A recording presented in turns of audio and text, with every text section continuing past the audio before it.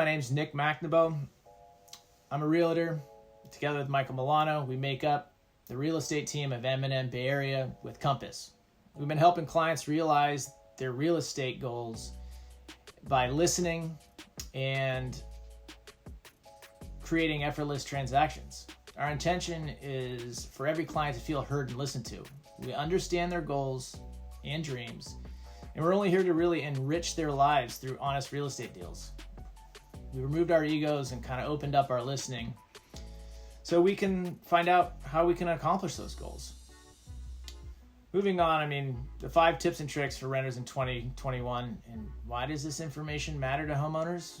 Now, the moral of the story is to work with an agent who can help you follow a blueprint to help you find these rental properties at a great price.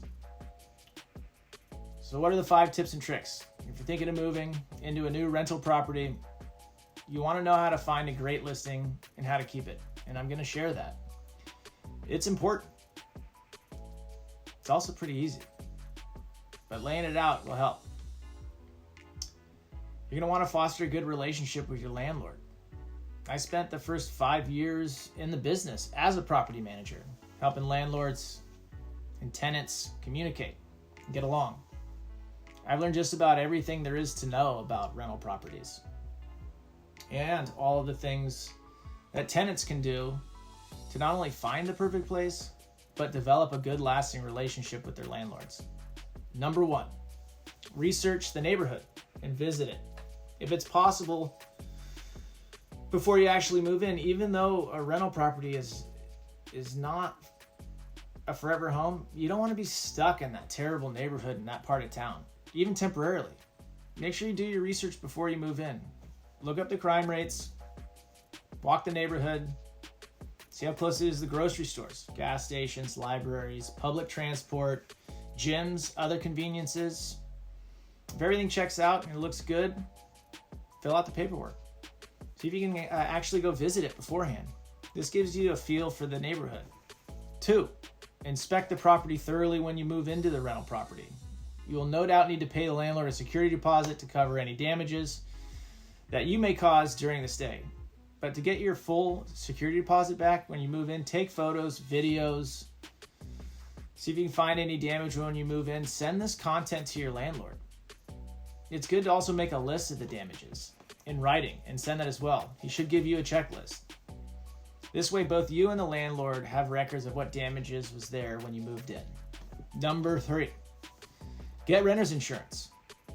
Your landlord has insurance for the property in general. So if there's a fire, any other accident, it'll be most likely covered, but usually your belongings won't. And now with COVID, you've got equipment for Zoom calls. I've got a setup now. That's not insured unless I have renter's insurance.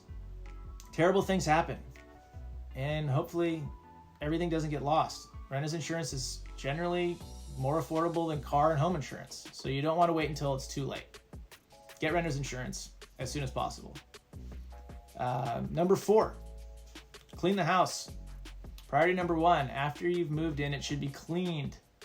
The property should be cleaned from top to bottom. You don't know who's lived there. By doing this, it gives the property a thorough cleaning, and you also get to know the property. Something might not be pointed out. Add that to the list. Number 5, talk to your landlord before starting to paint the walls. I can't stress how important it is to talk to your landlord about making customizations. If you absolutely can't stand the color of the walls in the bedroom or the wallpaper in the kitchen, you may really want to hang that giant Picasso painting. Make sure you get permission from your landlord before making any changes. You may have to revert back to that. There might even offer to split the cost with you if it's something you really want to get done that improves the property. Once you get approval from the landlord, send them a follow-up email about the project. That way you have something in writing in case they forget. They've got a number of doors that they manage. And a bonus tip, foster a good relationship with your landlord. Doesn't mean you have to grab beers with them, but you want to have a civil and friendly relationship with them. Send them holiday cards, greeting cards, offer to help maintain the property, keep them up to date with property information. By keeping them in the loop and showing you are willing to take care of their property, they'll be more likely to help you in the future. So maintaining a good relationship is important to you. If you need to break that lease early, or you want somebody who's not on the lease to move in, they'll back you up. I've been that property manager to back people up.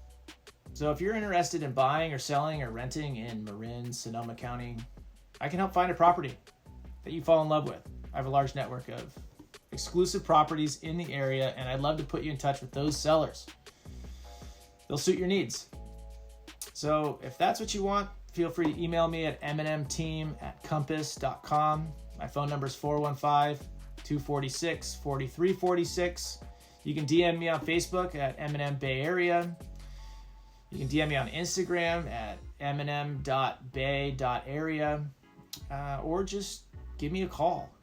Text me. You want to learn more about the market, real estate process, other mistakes to avoid, best practices to do so, hit the bell button, subscribe to our YouTube channel. I'm creating educational content. We'll notify you when stuff comes up. If you have any content that you want covered, I'll do a video on it. Looking forward to it. Thanks for watching.